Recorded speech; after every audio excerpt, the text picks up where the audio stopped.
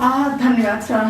Reporters क्लबले जुन कार्यक्रम गरेको छ अत्यन्त महत्त्वपूर्ण विषय र अत्यन्त महत्त्वपूर्ण समयमा यो संवाद अगाडि बढाएको छ। विभिन्न पार्टीको विचारहरूलाई यहाँ छलफलमा अगाडि बढाएको छ। सबभन्दा पहिला त मलाई के पनि भन्न मन लागेको छ भने पत्रकार साथीहरूलाई वास्तवमा नेपाली जनताले प्राप्त गरेको सङ्घीय लोकतान्त्रिक गणतन्त्रको यत्रो ठुलो राजनीतिक परिवर्तनपछि जनताले 2/3 जनादेश नेपाल कम्युनिस्ट पार्टीलाई दिएको थियो र त्यसको उद्देश्य के थियो भने मुलुकमा प्राप्त गरेको राजनीतिक परिवर्तनलाई संस्थागत रूपबाट अगाडि बढाउँदै जाने र मुलुकलाई समृद्धि र सुशासनतिर अगाडि बढाउने एउटा स्थिर सरकार मात्रै होइन, स्थिर संसदको परिकल्पना पनि हाम्रो संविधानले गरेको थियो।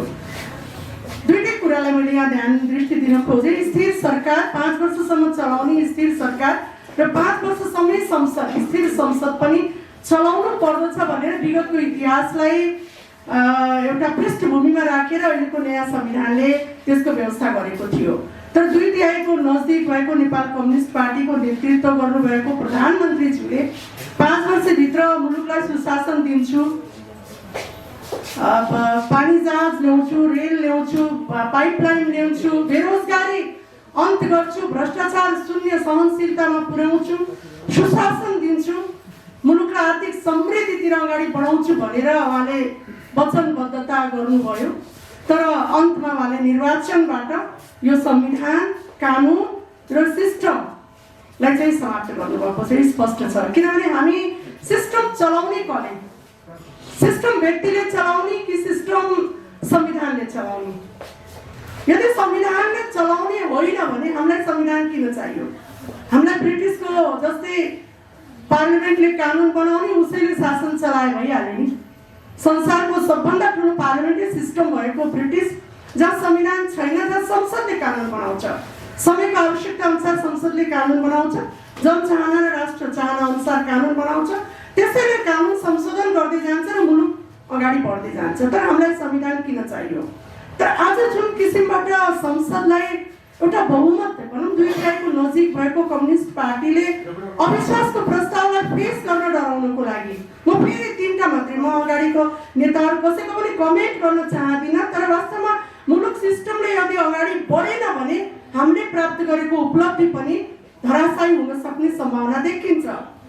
जब यही संविधानमा बहुमत प्राप्त भएको सरकार, पार्टीले सरकार बनाउँछ भनेर पनि यही संविधानले लेखेको छ। धारा 76 हेर्ने हो भने बहुमत प्राप्त गरेको सरकार दलको नेता प्रधानमन्त्री हुन पाउने भनेर यही संविधानले लेखेको छ।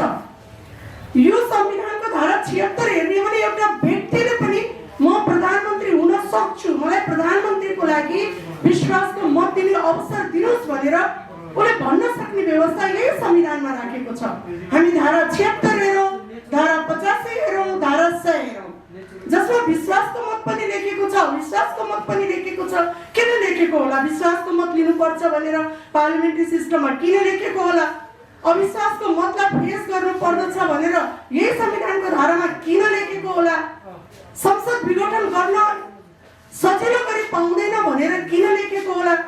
चुनावपछि बनेको सरकार, जुनसुकै किसिमबाट बनेको सरकारलाई 2 वर्षसम्म अविश्वासको प्रस्ताव ल्याउन सकिँदैन भनेर किन भनेको होला? त्यो परिकल्पना गरेर अहिलेको संविधान हिजोको 47 सालको संविधानभन्दा फरक ढङ्गबाट किन प्रावधान लेखेको होला भने अब मुलुकमा सरकार बन्ने खेल, गिर्ने खेल, संसद विघटन गर्ने खेलले मुलुकको राजनीतिक अस्थिरता निम्त्यायो। त्यो अहिलेको संविधानले सम्पूर्ण व्यवस्थाहरू गरेको छ। तर अहिलेको जुन संसद विघटन गर्ने व्यवस्था कानुनमा, संविधानमा लेखेको छ, अहिलेको संविधानले प्रष्ट रूपबाट प्रधानमन्त्रीको विशेष अधिकार होइन। 47 सालको संविधानमा थियो, त्यसबेलाको पार्लियामेन्ट्री सिस्टममा प्रधानमन्त्रीको विशेष अधिकार थियो, तर पनि कन्डिसनल थियो। अहिलेको संविधानले प्रधानमन्त्रीको विशेष अधिकार भनेर संसद विघटन गर्ने कुनै पनि धारा, कुनै पनि उपधारा संविधानमा हामीले हेर्न पाउँदैनौँ, हामीले पढ्न पाउँदैनौँ। तर संसदले स्वीकार नगरेको, संविधानले स्वीकार नगरेको, कानुनले स्वीकार नगरेको कुरालाई प्रधानमन्त्रीजीले यो मेरो विशेष अधिकार हो भनेर संविधानको गलत व्याख्या गरेर जुन किसिमबाट संविधानलाई गैर संवैधानिक कदम अगाडि बढाउनु भयो, अलोकतान्त्रिक कदमहरू अगाडि बढाउनु भयो, संसद विघटन गर्ने जुन सिफारिस गर्नुभयो, त्यसलाई यो संविधानले संविधानको कुनै पनि धाराले, तिनकै धारा मैले उल्लेख गरेँ, धारा 76, धारा 100, धारा 85 तिनटैले चिन्दैन। त यो प्रधानमन्त्रीज्यूले वा अहिलेको कम्युनिस्ट पार्टीको सरकारले जुन किसिमको विघटनको कदम उठाएको छ यो गैर संवैधानिक छ, अलोकतान्त्रिक छ। मैले यति मात्रै टुङ्ग्याएँ। दोस्रो मैले के भने हाम्रो पार्लियामेन्ट्री सिस्टम हिजोको भन्दा फरक छ। किनभने मैले स्थिर सरकारको कुरा मात्रै गरिराखेको छैन, स्थिर संसदको पनि सँगसँगै कुरा गरिराखेको छु। हामी पार्लियामेन्ट्री सिस्टमलाई स्थिर बनाउन चाहन्छौँ, त्यही भएर त्यो प्रावधान अहिलेको संविधानले लेखिएको छ। मैले स्मरण मात्रै गराउन चाहे, हामी पढिराखेका छौँ। आज बेलायतको हामी फिक्स टर्म पार्लियामेन्ट्री एक्ट हेर्ने हो भने त्यस बेला बेलायतको रानीले प्रधानमन्त्रीको एडभाइसमा संसद कुनै पनि बेलामा भङ्ग गर्न पाउने व्यवस्था थियो। तर त्यत्रो पार्लियामेन्ट भएको, जमिनी भएको देशमा पनि पार्लियामेन्ट्री एक्टलाई संशोधन गर्यो र त्यहाँ भन्यो कि अब विघटन हुन सक्दैन। यदि विघटन गर्नुपर्छ भने संसदको 2/3 सांसद वा पुरै सांसदको कन्सेन्ट लिनुपर्छ भनेर त्यो पार्लियामेन्ट्री एक्टलाई संशोधन गरेको छ। त्यति मात्रै होइन, यदि विश्वासको मत लिन सकेन, नो कन्फिडेन्स मोसन लिन सकेन वा प्रधानमन्त्री दिन सकेन भने संसद विघटन हुन्छ भनेर बेलायतको जस्तो पार्लियामेन्ट्री एक्टले पनि त्यो व्यवस्था किन राखेको होला? किनभने पार्लियामेन्ट भनेको जनताको आइना हो। पार्लियामेन्ट भनेको जनताको अधिकारको लागि बोल्न सक्ने ठाउँ हो। पार्लियामेन्ट भनेको मल्टी पार्टी सिस्टम, बहुदलीय प्रतिस्पर्धा अनुसार सबै दललाई त्यहाँ जनताले भोटको माध्यमबाट स्थापित गर्ने कुनै एउटा पार्टीले देश चलाउनेको लागि संसद बन्दैन, मल्टी पार्टी सिस्टम अगाडि बढ्दैन, पार्लियामेन्ट्री सिस्टम बढ्दैन।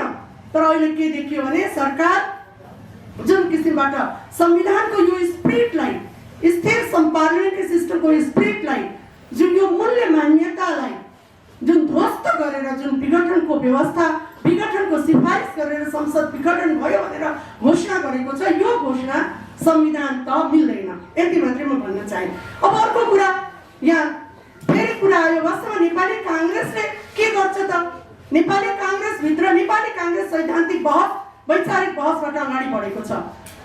नेपाली काङ्ग्रेस प्रमुख प्रतिपक्षी दल हुँदाखेरि पनि संसदमा पटक पटक 3 वर्ष नयाँ संविधान ल्याउँदै गर्दाखेरि नेपाली काङ्ग्रेसको कुरा गर्ने हो भने नेपाली काङ्ग्रेसले 7 सालदेखि नै जनताकोबाट निर्वाचित भएको संविधान सभाबाट मुलुकको संविधान बन्नुपर्छ भन्ने प्रारम्भिक घोषणा गरेको छ। यद्यपि 72 सालको संविधान आइपुग्दाखेरि मैले स्वीकार गर्नुपर्छ त्यहाँ परिवर्तनका कतिपय मुद्दाहरू अरू दलहरूका मुद्दाहरू हुन सक्छन्।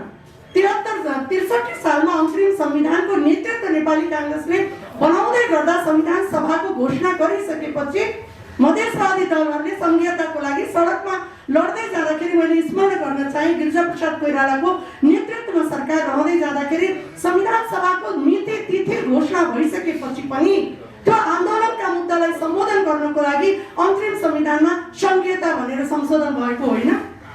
सबै पार्टीले संविधान सभामा भाग लिनुपर्छ भनेर अन्तरिम संविधानमा संविधान सभाको मिति तिथि घोषणा गरेपछि पनि त्यो मिति तिथिलाई स्थगित गरेर मधेसवादी दलसँग संवाद गरेर अन्तरिम संविधानमा संघीयताको संशोधन गरेर सबैलाई संविधान सभाको निर्वाचनमा आउनुहोस् भनेर त्यो वातावरणको सृजना गरेर पहिलो संविधान सभाको निर्वाचन भएको होइन र? नेपाली काङ्ग्रेसले त्यस पश्चात संविधान बनाउँदै जाँदाखेरि parliamentary system is best system in the Nepal भनेर जनताको आइनाको रूपमा रहेको संसदीय प्रणाली जहाँ बहुदलीय प्रतिस्पर्धा हुन सक्छ, सबै दलको प्रतिनिधित्व हुन सक्छ, जनताको आइना हो, त्यो parliamentary system is the best system भनेर त्यसको वकालत गरेको होइन। हामी स्मरण गरौँ हिजोको दिनमा संविधान सभा बनाउँदै जाँदाखेरि कसैले प्रेसिडेन्सियल सिस्टम, कसैले प्रधानमन्त्री प्रत्यक्ष प्रधानमन्त्री सिस्टमका छलफल भएका थिए।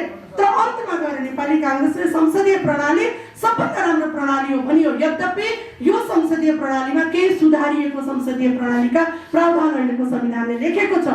जस्तो मैले फेरि दोहोऱ्याएँ, अविश्वासको प्रस्ताव दर्ज गर्न नपाउने 2 वर्षसम्म, यदि अविश्वासको प्रस्ताव फेल भयो भने 1 वर्षसम्म फेरि अविश्वासको प्रस्ताव ल्याउन नपाउने भनेर यही संविधानले लेखेको छ नि।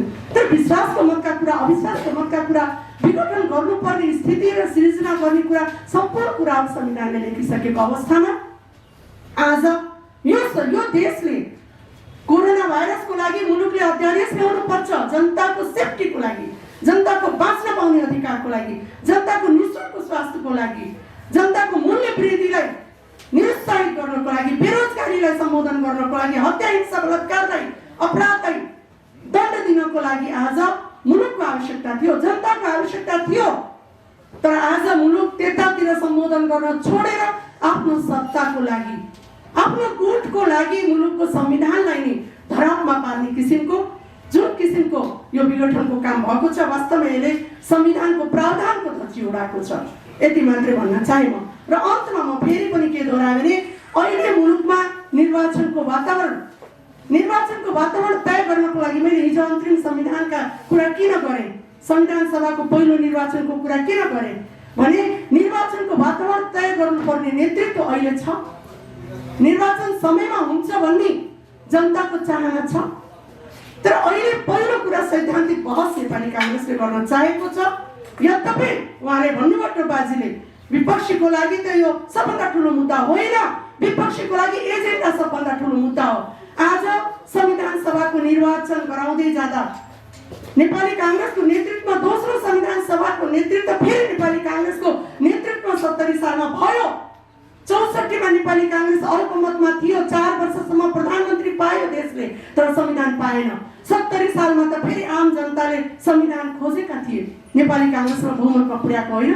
र बहुमतमा पुर्याएर कांग्रेसले आफ्नो जनादेशलाई सम्मान गरेको थियो कि 2 वर्षमा हामी संविधान बनाउँछौँ, त्यसपछि 3 तहको निर्वाचन गर्छौँ भनेर कांग्रेसले सडकमा गएर जनताको माझमा गएर त्यो वचनबद्धता पूरा गरेको थियो। र 70 सालमा जनताले विश्वास गरे कि कांग्रेसले लोकतान्त्रिक संविधान बनाउँछ भनेर, र कांग्रेस बहुमतमा आयो र आफ्नो जनादेशको सम्मान गर्यो। 2 वर्षमा नेपालको संविधान बन्यो, त्यसको 2 वर्षमा 3 तहको निर्वाचन भएको होइन र कांग्रेसको नेतृत्वमा। त्यो इतिहासलाई के हामीले बेवास्ता गर्न सक्छौँ। तर अहिले आएर जनादेश कम्युनिस्ट पार्टीलाई 2/3 स्थिर सरकार होस्। म फेरि स्मरण गराउन चाहन्छु, हाम्रो 2072 को संविधान आइसके पश्चात संघीय चुनाव हुँदै गर्दाखेरि हामीले के भनेका थियौँ, एउटा पार्टीलाई बहुमत दियौँ। एउटा पार्टीलाई बहुमत दियो भने 5 वर्ष मुलुकले फेरि पटक निर्वाचनको सामना गर्नु पर्दैन। एउटा पार्टीलाई जनादेश दिनु पर्दछ, चाहे कम्युनिस्टलाई होस् चाहे कांग्रेसलाई होस् भनेर हामीले मागेर अगाडि बढेका थियौँ। किनभने कांग्रेस हिजो संविधान सभामा शान्ति प्रक्रिया पछिको भएको संविधान सभाको पहिलो निर्वाचनमा संविधान सभा जितेको थियो, कांग्रेस हारेको थियो, जनता जितेको थियो, त्यसलाई स्वीकार गरेको थियो। त्यसपश्चात कांग्रेसले संविधान बनाउँदाखेरि लोकतान्त्रिक मूल्य मान्यता अनुसारको संविधान बनाउनु पर्छ भनेर वकालत गरेकै हो।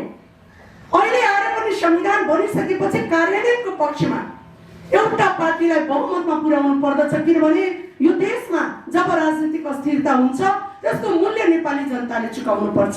महँगीबाट, मूल्य वृद्धिबाट, भ्रष्टाचारबाट, हत्या हिंसा बलात्कारबाट, गरिबीबाट, असमानताबाट नेपाली जनता कतै गरिबी हुँदै जाने, कतै गरिब र कतै हत्या हिंसा बलात्कारको शिकार हुँदै जाने। तर स्थिर सरकारको लागि, स्थिर संसदको लागि एउटा पार्टीलाई बहुमत दिनुपर्छ भनेका थियौँ। तर अहिले के देखियो भने जनादेश त नेपाल कम्युनिस्ट पार्टीलाई दियो जनताले, तर त्यो जनादेशको सम्मान भएन।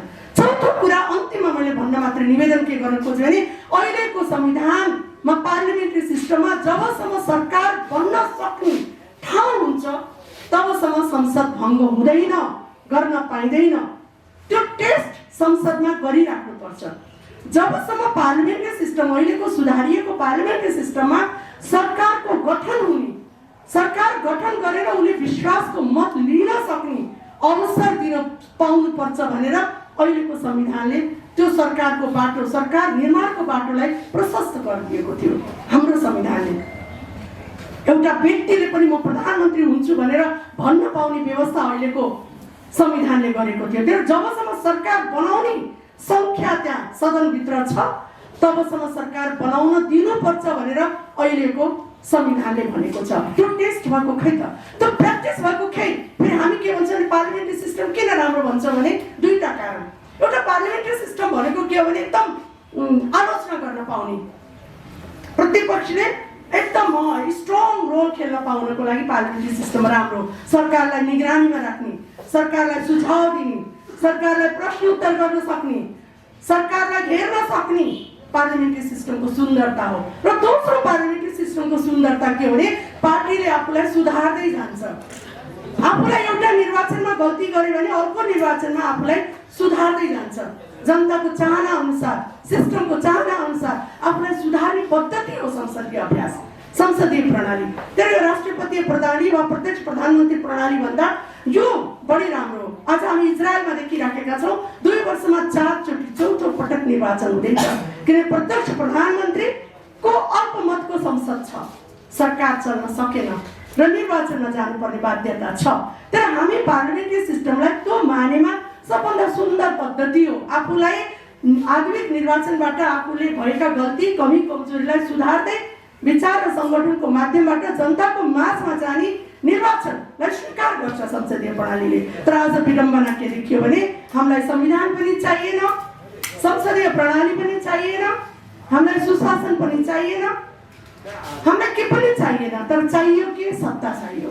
सत्ताको लागि निर्वाचन भयान बनाउनु पर्यो। तर नेपाली काङ्ग्रेसलाई अहिलेको पहिलो एजेन्डा के भने संविधानको रक्षाको लागि र अहिले प्राप्त भएका उपलब्धिहरू फेरि नगुमाउनु। किनभने यसको अभ्यास, यदि यसको प्र्याक्टिस कमजोर भयो भने हामीले प्राप्त गरेको सङ्घीय लोकतान्त्रिक गणतन्त्र, समावेशी लोकतन्त्रको कतै त्यो उपलब्धि कमजोर त हुने छैन, कतै त्यो उपलब्धि घुम्ने त छैन भन्ने आशंका उत्पन्न भएको हुनाले पहिलो सैद्धान्तिक बहसमा नेपाली काङ्ग्रेस जानेछ। दोस्रो कुरा, अदालतमा विचाराधीन रहेको विषयवस्तु भएको हुनाले आजै यसको पेशी तय भइसकेको छ। सम्माननीय प्रधान न्यायाधीशको बेन्चमा अहिले एकल इजलासमा यो मुद्दा गइसकेको विषयवस्तु भएको हुनाले, यो संविधानसँग जोडिएको विषयवस्तु भएको हुनाले पनि अदालतको निर्णयलाई पर्खिनुपर्ने अवस्था पनि रहेको छ। त्यो निर्णयले संसद पुनर्स्थापना पनि गर्न सक्ने सम्भावना पनि बढेको छ। तर निर्वाचन त आज नभए पनि 2 वर्षपछि त निर्वाचन त हुन्छ नि। निर्वाचनको लागि प्रतिपक्षी दल त कहिले पनि डराउने कुरा हुँदैन। हिजो नै एउटा प्रस्ताव आइसकेको छ, प्रचण्डले कङ्ग्रेससँग मिलेर निर्वाचनमा जाउँ भन्ने प्रस्ताव राखिसक्नु भएको छ। कङ्ग्रेस के गर्छ? यसलाई अहिले सैद्धान्तिक बहस हो। मैले फेरि भने सिस्टमले मुलुकको उपलब्धि रन गर्छ। तपाईँले सिस्टम यदि छोड्नुभयो, संविधान छोड्नुभयो, कानुन छोड्नुभयो, सुशासनका केही मापदण्ड छोड्नुभयो भने मुलुक रन गर्न सक्दैन। यो देश त संविधानले चलाएको देश हो नि। सरकार बनाउनलाई 2/3 चाहिन्छ, तर सरकार चलाउनलाई 2/3 होइन नि। सरकार बनाउनलाई बहुमत भए पुग्छ, तर सरकार चलाउनलाई त सुशासन, कानुन, संविधान, विधि, प्रक्रिया, पद्धति त चाहिएला नि। बनाउन त मसँग संख्या पुग्छ, म प्रधानमन्त्री बनाउँछु, त्यो मात्र खोजेको होइन नि। हाम्रो देशको यो मल्टिपार्टी सिस्टम, मुलुकको डेमोक्रेसीले त, मुलुकको डेमोक्रेसीका पनि मापदण्डहरू हुन्छन् नि। त्यो मापदण्डभित्र डेभलपमेन्ट होला, त्यो मापदण्डभित्र सुशासन होला, त्यो मापदण्डभित्र कानुनी शासन होला। तर सबभन्दा ठुलो कुरा के भने तपाईँले प्राप्त गरेका उपलब्धिहरूलाई बचाउने कुराहरू सबभन्दा प्रमुख कुराहरू हो। त्यसलाई पहिलो कुरा काङ्ग्रेसको के भने अहिले सैद्धान्तिक रूपबाट जुन किसिमबाट गैर संविधानले नचिनेको संसद विघटन गर्ने जुन पद्धति र प्रक्रियाको प्रारम्भ भयो र यो प्रधानमन्त्रीको विशेषाधिकार हो भनेर 47 सालको संविधान जस्तै जुन व्याख्या गर्ने कोसिस भयो, त्यसले अहिलेको संविधानले जुन प्रावधान राखेको छ त्यसको मूल्य मान्यतालाई ध्वस्त पारेको छ। अलोकतान्त्रिक कदम अगाडि बढेको छ। तर सैद्धान्तिक रूपबाट काङ्ग्रेसले बहस अगाडि बढाउनु पर्ने हुन्छ। तर काङ्ग्रेसले अब यसको बारेमा संरक्षण मुद्दा विचाराधीन छ, त्यसलाई पर्खिनेछ। दोस्रो, आफ्नो सङ्गठनको मार्फतबाट 3 वर्षसम्म हामीले प्राप्त गरेको संविधानलाई यो सरकारले सफल कार्यान्वयन गर्यो कि गरेन, हामीले प्राप्त गरेको उपलब्धिलाई कार्यान्वयन गर्नको लागि सफल भयो कि भएन, त्यसको पनि लेखाजोखा गर्नुपर्ने जरुरी छ। तर पार्टीले आफ्नो सङ्गठनको माध्यमबाट, भातृ संस्थाको माध्यमबाट, विचार सङ्गठनको माध्यमबाट, महाधिवेशनको माध्यमबाट जनताको माझमा पुग्नेछ। धन्यवाद सर।